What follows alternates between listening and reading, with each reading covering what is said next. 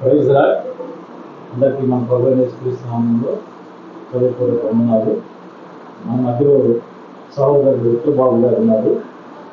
ఆయన్ని మనం ఇప్పుడు కొన్ని ప్రశ్నలు అడుగుదాం. అసలు ఆయన ఎలా ప్రభువుని నమ్ముకున్నాడు, ప్రభువులోకి ఆయన ఎలా వచ్చాడు, తర్వాత ఆయన ప్రభు కోసం ఇప్పుడు ఏం చేస్తున్నాడు, అన్ని ఆయన మాటలోనే మనం తెలుసుకుందాం. నమస్కారం విఠలబాబు గారు. నమస్కారం. మొదటిగా అసలు మీ గురించి చెప్పండి. నా పేరు విఠలబాబు.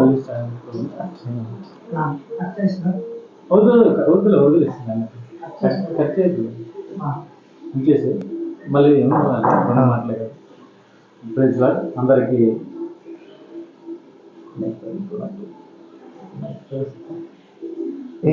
సౌండ్ వస్తుంటారు. అయితే మళ్ళీ స్టార్ట్ చేసి ఆన్ చేయి. ఆఫ్ చేయాలి.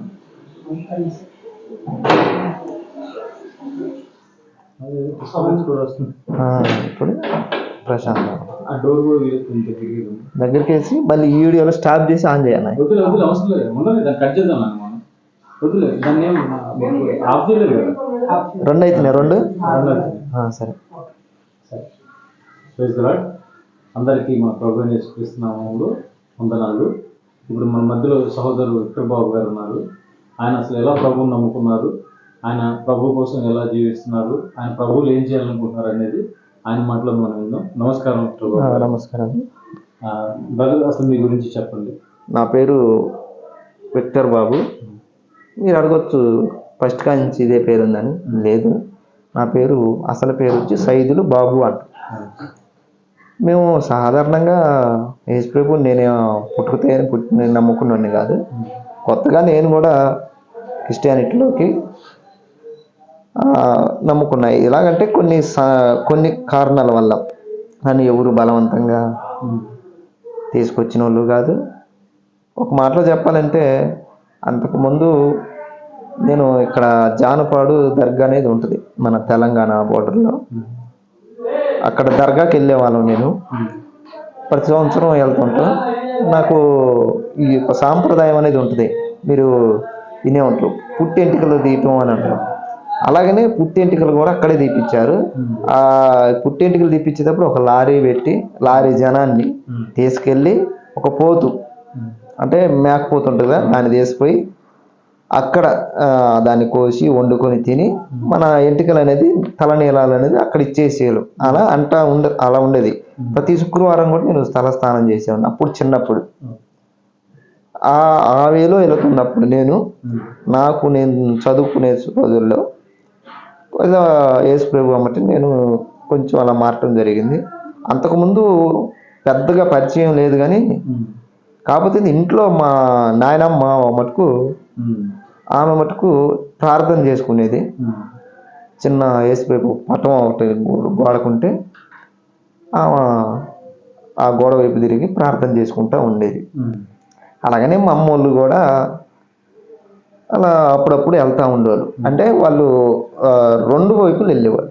అంటే అటు చర్చికి ఇటు అంటే అటు పోతుంటారు, ఇటు పోతుంటారు. అంటే మనం చెప్పాలి అది వారి ఇష్టం. అయితే కొన్ని సందర్భాల్లో నేను చదువుకుంటున్నప్పుడు degree AC college Guntur. AC అంటే మీకు తెలిసే ఉంటుంది, ఆంధ్ర క్రైస్తవ కళాశాల, క్రిస్టియన్స్ కాలేజ్ ఇది. అక్కడ ఒక ఎవరిని బలవంతం చేయరండు. మళ్ళీ క్రిస్టియన్స్ కాలేజీ కదా, క్రిస్టియన్స్ కాలేజీ మతం మార్చారు అనుకున్నారు. అదేం ఉండదు. అక్కడ అందరూ చదువుకుంటారు, అన్ని క్యాస్ట్ వారు, హిందువులేని కూడా చదువుకుంటారు. ఇప్పటికీ మా ఫ్రెండ్స్ ఉన్నారు. మీరు డౌట్ అడుగుతూనే నేను చెబుతున్నా. ఇప్పటికీ నా ఫ్రెండ్స్ అక్కడ చదువుకున్న వాళ్ళు హిందువులే ఉన్నారు. ఇప్పుడు హిందువులుగానే ఉన్నారు, వాళ్ళు క్రైస్తవులుగానే ఉండలే. అయితే ఒకటి ఉంటుంది అక్కడ, ప్రతి సాయంత్రం 6 గంటలకు మటుకు ప్రేయర్ పెడతారు. అది ఇష్టం ఉన్న వాళ్ళు వెళ్తారు, ఇష్టం లేని వాళ్ళు వెళ్ళరు. నేను కూడా వెళ్ళను. సాధారణంగా నేను కూడా వెళ్ళను. వెళ్ళకుండా రూములు ఉంటాయి కదా, పైన మా రూమ్స్ ఇస్తారు. రూమ్కి వచ్చి 4 అలా ఉంటారు. ఆ రూమ్లో మేము వండుకుంటాం అనమాట. 6 గంటలకు వాళ్ళు ప్రేయర్ కావాలని ఒక చిన్నది ఉంటుంది, ఒక 50 మంది 60 మంది పట్టేది. ఆడ చదువు వాళ్ళు ప్రేయర్ చెప్తా ఉంటారు. ఒక అతను వచ్చి బయట నుంచి వచ్చి ఒక అతను చెప్తా ఉంటారు. మేము మటుకు వెళ్ళాం. ఈ ఏం చదువుతారు ఆడ ఏం చదువుతుంటారు అవి ఏమేంటో అంటే అవి మనకు ఒక చేదరగా ఉండేది అనిపించే విధంగా ఉంటుంది. ఎందుకంటే ఆ ఏజ్లో అప్పుడు సంవత్సరాలు 20 సంవత్సరాలు 19 సంవత్సరాలు ఆ ఏజ్లో ఎలా ఉంటుంది అంటే ఎంజాయ్, సినిమాలు, షికార్లు. రూమ్లో మేము ఉండేవాళ్ళం. వాళ్ళు ఎలాగైనా ఇంటరేమో దేవుడు మాటలని వాళ్ళ లైట్లు కూడా ఆపుతారు.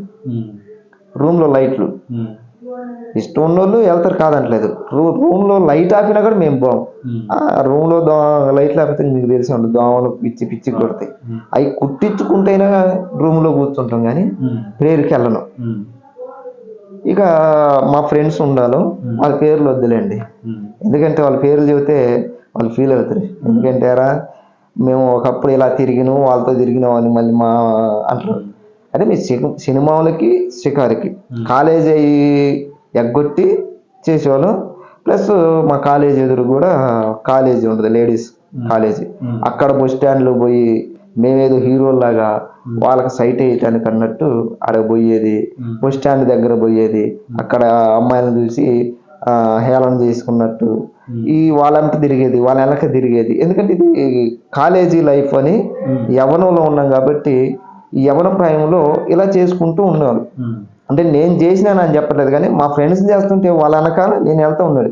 వాళ్ళు ఏది చేస్తే అది, ఇప్పుడు బస్ స్టాండ్కి వెళ్దామరా అన్నాడు అనుకోడు, బస్ స్టాండ్ దగ్గరికి వెళ్తాం.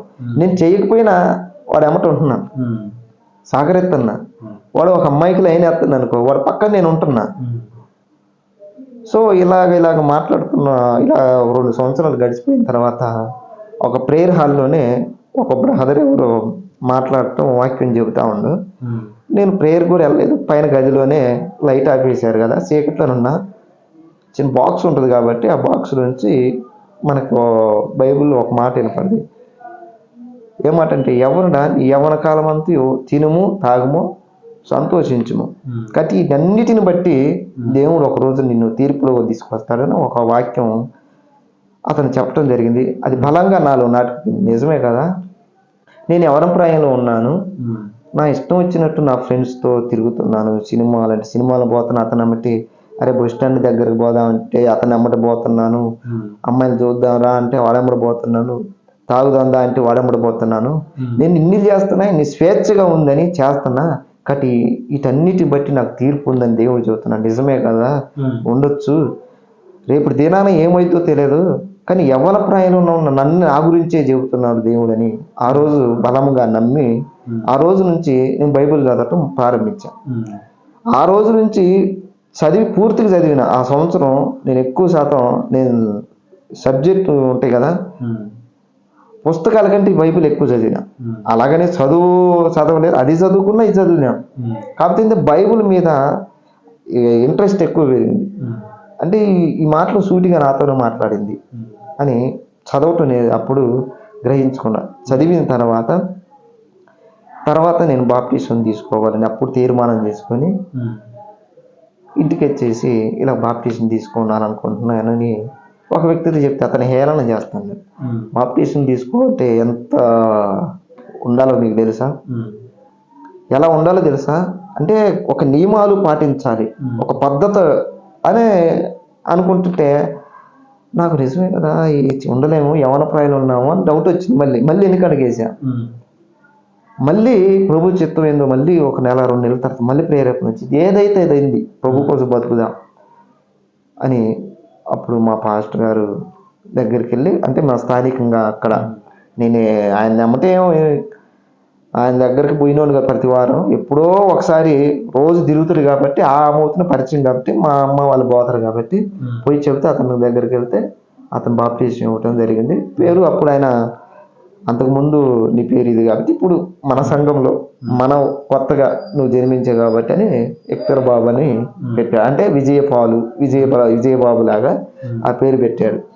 ఇది నా సాక్ష్యం బ్రదర్. చాలా సంతోషం బ్రదర్. అయితే ఇప్పుడు మీరు చెప్పిన మాటల్లో చాలా ఎక్కువ సార్లే మీరు నన్ను ఎవరు బలవంతంగా మార్చలేదు, ఎలా మారారని చెప్పారు.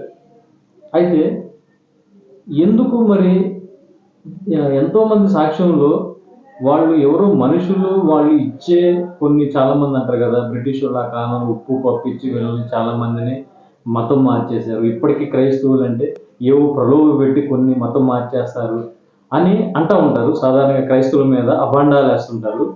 అయితే మీ సాక్ష్యం దానికి వేరుగా ఉంది. అందుకే మీరు నొక్కి నొక్కి ఆ విధంగా చెప్పారు నేను అనుకుంటున్నారు. నన్ను ఎవరైతే ఎవరు మతం మార్చలేదు, నా అంతటి నేనే మొదట్లో నాకు ఇష్టం లేకుండే కానీ ఇప్పుడైతే ఆయన్ని వాక్యానికి పట్టబట్టి తర్వాత నేను తీసుకున్నాను అంటున్నారు.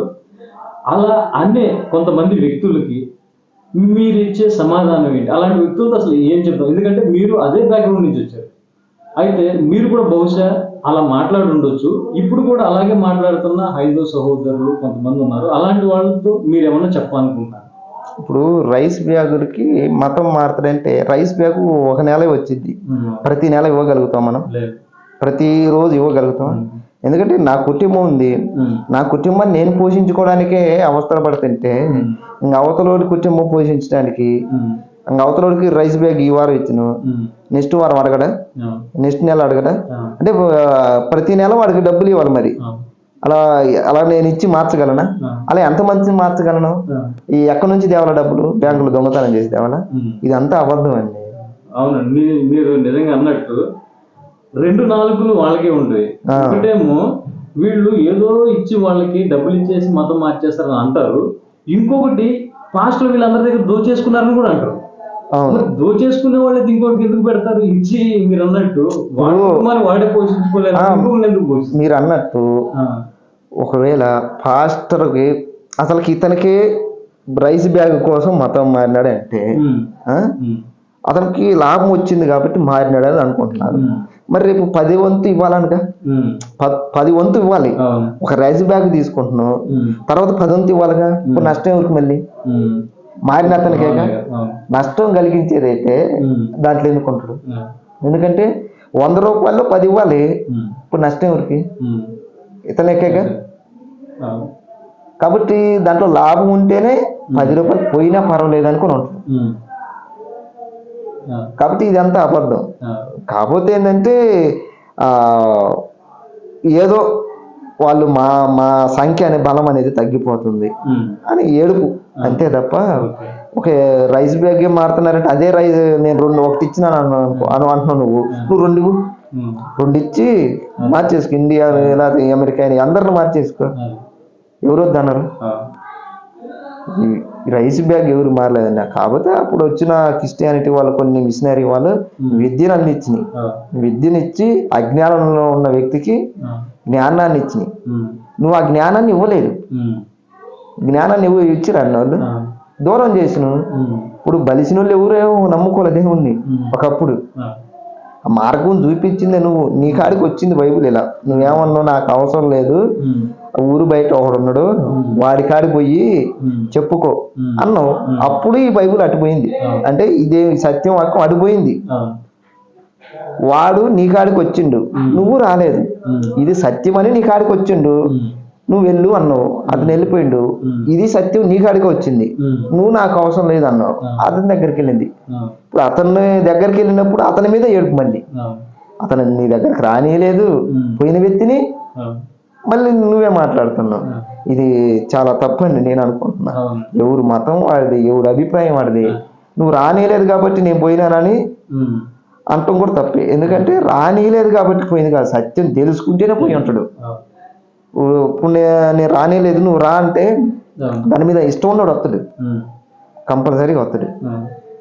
దాని మీద నాకు అవసరం లేదు, నాకు ఇంకా నువ్వు రానేలేదు కాబట్టి అటు పోయినాను, ఇక్కడ నాకు సత్యం దొరికిందంటేనే ఉంటున్నాడు. సత్యం దొరకలేకపోతే అటు వస్తుంది.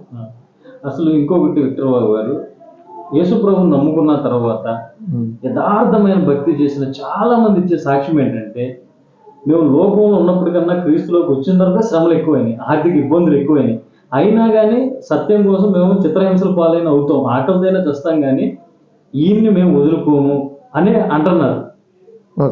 కాబట్టి నిజంగా ఒకప్పటి కన్నా ప్రభులోకి వచ్చిన తర్వాత వాళ్ళ పరిస్థితి ఇంకా అధ్వానంగా అవ్వచ్చు. అలాంటప్పుడు వీళ్ళని ఏమనంటే మీరు అన్నట్టే వాళ్ళు ఒక బస్తా బియ్యం ఇస్తే ఇప్పుడు 2 బస్తాలు ఇవ్వమని మరి లాక్కోవడం ఇంక ఈజీ కదా, కానీ ఆయన ఎందుకు పోవట్లేదు? ఇంకా పెరుగుతానే ఉన్నారు కానీ ప్రభు నమ్మకం తగ్గట్లేదు కదా. అతను మీరు అన్నట్టు ఇవ్వచ్చు, ఇవ్వడు. ఆ, పెట్టే ఉద్దేశం ఉంటే మా కాడికి ఎందుకు వస్తాను అంటాడు కదా. ఆ, పెట్టే ఉద్దేశం లేదు సార్, పెట్టే ఉద్దేశం ఉంటే మా దగ్గరికి మీరు రావద్దు అని ఎందుకు అంటాడు. పెట్టే ఉద్దేశం ఉందనుకో మా దగ్గరికి రండి అయ్యా, మేము అన్ని కల్పిస్తాం అంటారు. అంటే ప్రతి దాంట్లో మీకు చేదోడుగా ఉంటాం అంటారు. ప్రతి దాంట్లో చేదోడుగా లేదే, మీరు అవసరం లేదు మాకు, మీరు కొంచెం దూరంగా ఉండాలి అంటే మీకు మాకు ఒక అంటే మేము పై అనకూడదులే అంటే ఫీల్ అవుతారు మరి. అంటే మేము ఒక అంటారు చూస్తా, మేము ఎక్కువ వాళ్ళం, సో మీరు తక్కువ వాళ్ళని అంటారు. చేర తీసేవాడైతే మనందరూ సమానమే అంటారు. అంటే సమానత్వం అనేది క్రీస్తులో ఉంది. ఇప్పుడు చర్చికి వెళ్ళినవండి, అక్కడ నీ కులం అడగరు, ఏం అడగరు. ప్రభువు నమ్ముకుంటే ఎవరేం రావచ్చు, ప్రభువు నమ్ముకోకపోయినా నువ్వు రావచ్చు, నిన్న ఊరు అధ్యక్షులు లేరు. కానీ అక్కడ ఏమడుగుతారు, అక్కడ పోయిన నీ కులం అడుగుతారు, మరి అడగొచ్చు, గోత్రమైన అడుగుతారు. అంటే మరి ఇప్పుడు ఏడుందిలే అని అనొచ్చు. ఒకవేళ తగ్గితే మంచిది, లేకపోతే ఇంకా మరీ మంచిది. ఇప్పుడు నీ దాంట్లో ఉన్నాయి కొన్ని పొరపాట్లు ఉన్నాయి, సరిదిద్దుకున్నావు మంచిది. అలాగని నీ దాని మీద నేను తప్పుగా అంటలేదు అని నా అభిప్రాయం. అయితే మీరు చెప్పండి విక్టర్ బాబు గారు, అసలు యేసు ప్రభువుని మీరంతా ఎందుకు నమ్ముకుంటున్నారు? అంటే సమానత్వం లేదు కాబట్టి ఇక్కడ సమానత్వం ఉంది కాబట్టి, లేకపోతే అక్కడ ముక్తి లేదు నిజంగానే ఇక్కడే ముక్తి మోక్షం ఉంది అని దేన్ని బట్టి మీరు యేసు ప్రభువుని నమ్ముకుంటున్నారు? నేను బైబిల్ చదువుకున్నా కదా, బైబిల్ చదివినప్పుడు మామూలుగా అయితే ఆయన ఆ వచనాన్ని బట్టి నేను కొంచెం విశ్వసించా, నిజమే కదా నేను తీర్పు రోజున అనుకున్నా. తర్వాత ఏంటంటే దాన్ని చదివిన తర్వాత మనుషుల కోసం తనను తాను తగ్గించుకొని దేవాది దేవుడే దేవుని కుమారుడిగా వచ్చి మన కోసం ప్రాణత్యాగం చేసిండు. ఇది అంటే ఎవరు నా కోసం రక్తాన్ని చిందించలేదు. ఇప్పుడు అంతకుముందు నేను తిరిగాను, దర్గాకు పోయాను, అటు చేశాను ఇటు చేశాను, అక్కడ ఏ ఊరు నా కోసం శ్రమ పడలేదు, ఏమీ చేయలేదు. అంటే నా మోక్షానికి మార్గం అనేది క్రీస్తులో ఉన్నది అని తెలుసుకున్న తర్వాతే దీంట్లో స్థిరపడిపోయినా. ఒకవేళ నాకు మోక్షానికి మార్గం ఇది కాదు అని తెలిస్తే నేను అక్కడ ఆకుండా వెళ్ళిపోయాను. అంటే స్థిరంగా తెలిసింది క్రీస్తులోనే ఉంది అని, రక్షణ కూడా క్రీస్తులోనే ఉంది, మార్గం కూడా ఉంది. అంటే అందుకే వేసిపోయాను, నేనే సత్యం, నేనే జీవం, నేనే మార్గం. ఎందుకన్నారంటే వీళ్ళ జీవం ఉంది, ఈమెలో సత్యం ఉంది, ఏ మార్గం ఉంది. సో ఈ మూడు ఉన్నాయి కాబట్టి పరలోక రాజ్యానికి మార్గం ఆయనే అని నేను నమ్మాను. నా కోసము ఆ రక్తాన్ని చిందించింది కూడా ఆయనే అని నేను నమ్మాను కాబట్టి, విశ్వసించాను కాబట్టి ఈ సత్యాన్ని అనేక మందికి పంచాలని కూడా నేను కోరుకుంటున్నా. అయితే చాలా మంది హైందువులే అడిగే ప్రశ్న ఏంటంటే, రక్తం ఏంటి? ఇప్పుడు మనం స్వర్గానికి వెళ్ళాలంటే అయితే మనం చేసిన మంచి పనుల వల్ల స్వర్గానికి వెళ్తాం, కానీ క్రైస్తవులు ఎంతసేపు రక్తం రక్తం అంటారు, రక్తం వల్ల ఎట్లా పోతాం అని వాళ్ళే అంటారు.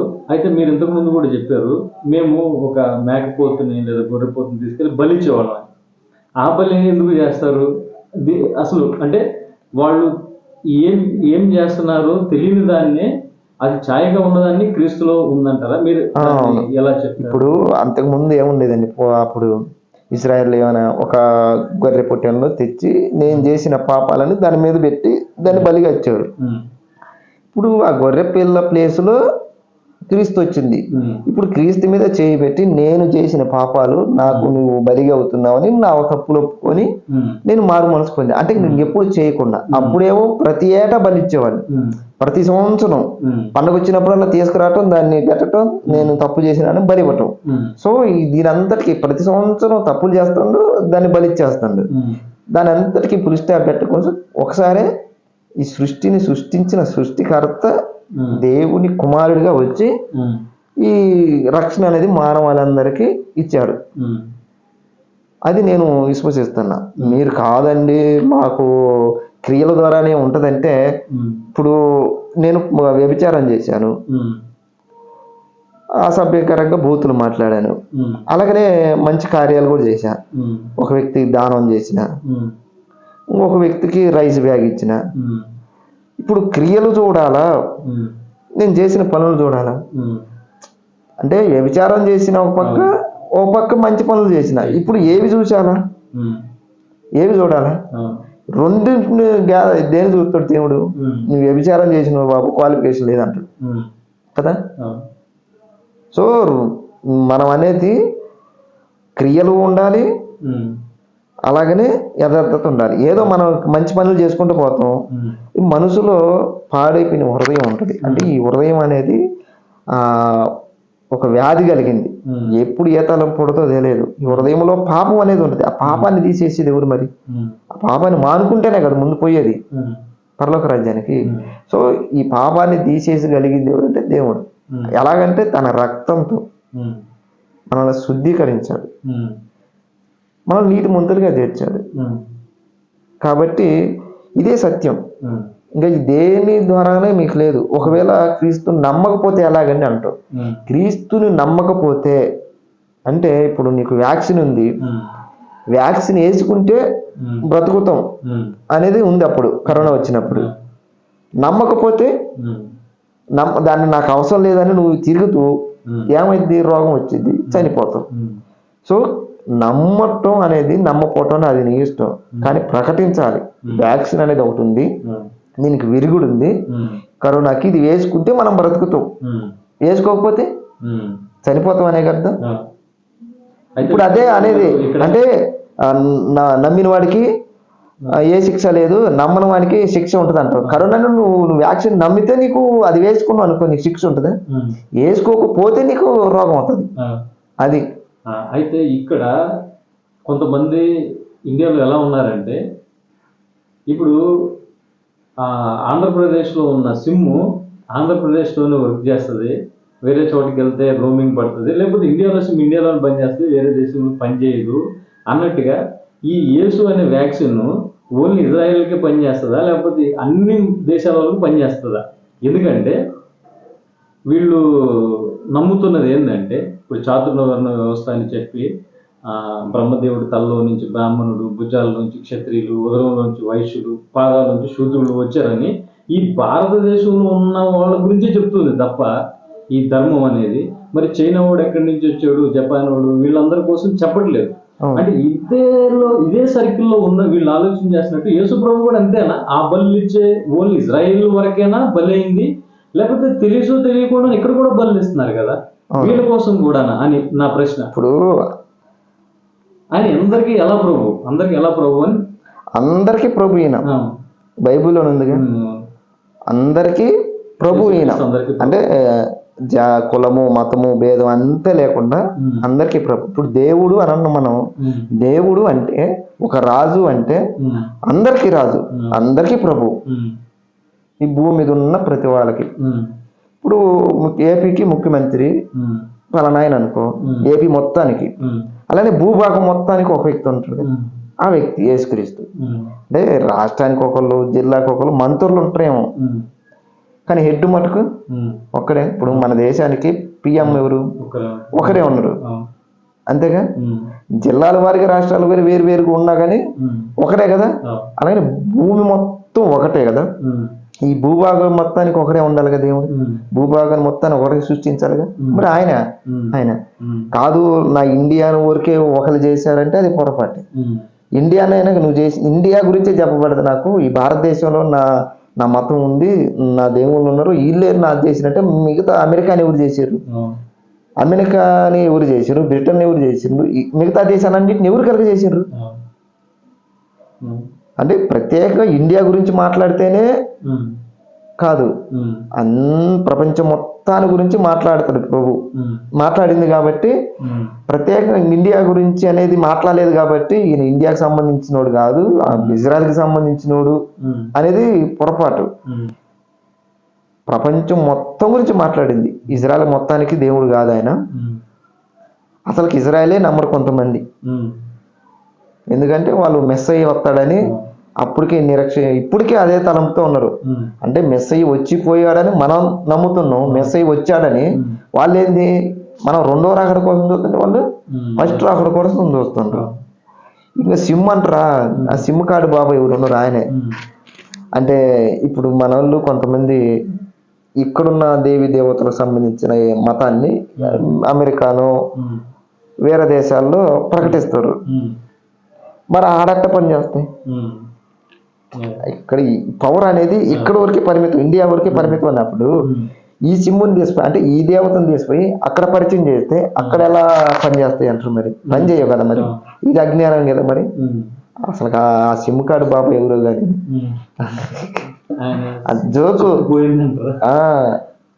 ఇది అంత 5G టెక్నాలజీ. ఇంకా ఆయన 2GB ఉన్నాడు అనుకుంటా. ఇంకేమన్నా అడగాలంటే తప్పకుండా. ఇప్పుడు అయితే మీరు మొదటిగా క్రైస్తవ కుటుంబం అయితే కాదు, కానీ క్రీస్తుని తెలుసుకుని క్రీస్తులో తిరిగి జన్మించిన వ్యక్తి మీరు. ఇప్పుడు క్రీస్తు కోసం మీరు ఏం చేస్తున్నారు, ఇంకా ఏం చేయాలనుకుంటున్నారు? ఇప్పుడు ఆయన క్రీస్తు కోసం ఏం చేస్తారు అని అనుకుంటున్నాను. క్రీస్తు కోసం ఆయన ఒకటే ఆశించిందండి, ఏంటి? మనుషులను రక్షించడం, అంటే నశించిపోతున్న వ్యక్తిని వెతికి రక్షించడానికి ఈ లోకానికి వచ్చాడు. ఇదే బాధ్యత ప్రతి వ్యక్తికి కూడా ఇచ్చిండు. ఇప్పుడు ఆనాడు 12 మంది శిష్యులు ఉన్నారు. వాళ్ళందరికీ మీరు వెళ్ళి సువార్త చెప్పి నాకు శిష్యులుగా చేయమని చెప్పాడు. ఎవరికి? యేసుక్రీస్తుకి సువార్త చెప్పి, అంటే రక్షణ మార్గంలో నడిపించాలి, అంటే నశించిపోతున్న వ్యక్తిని సత్యం వైపు నడిపించాలి, వెలుగు వైపు నడిపించాలి అని. వెలుగు చీకటిని పారదోలెత్తి, అంటే ప్రతి మనిషిలో చీకటి అనేది ఉంది. ఈ చీకటిని పారదోలాలంటే వెలుగు రావాలి. ఈ వెలుగు ఎవరు? యేసుక్రీస్తు. అందుకే నేను ఈ లోకానికి వెలుగై ఉన్నాను.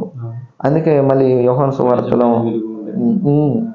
అది ఇజ్రాయేల్ వారు నమ్మలేదు అప్పుడు. వెలుగు నాకు అవసరం లేదు అనుకున్నారు అప్పుడు. కాబట్టి నాకు అవసరం వెలుగు. ఎవరికి అవసరం? ఇప్పుడు నీ ఇల్లు మొత్తం కరెంటు పోయిందండి, చీకటిగా ఉంది.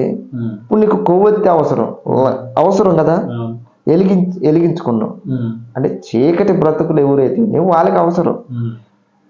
వెలిగింపబడి అది వెలిగే ఉంది అని భ్రమపడుతున్న వారికి, కళ్ళు మూసుకొని కూడా అలాంటి వారికి ఇప్పుడు నిద్రపోతున్న వ్యక్తిని లేపగలుగుతూ,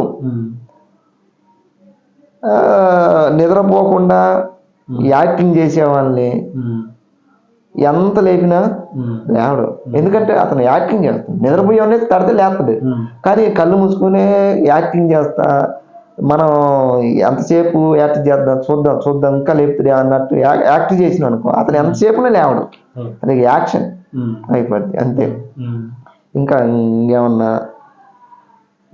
అయితే మీరు యవ్వన కాలంలోనే రక్షింపబడ్డారు కాబట్టి మీ యవ్వన కాలంలో మీ అనుభవాన్ని బట్టి నేటి కాలంలో ఉన్న యవ్వనస్తులకి, మరి ముఖ్యంగా క్రైస్తవ సమాజంలో ఉన్న యవ్వనస్తులకి మీరు ఇచ్చే సందేశం?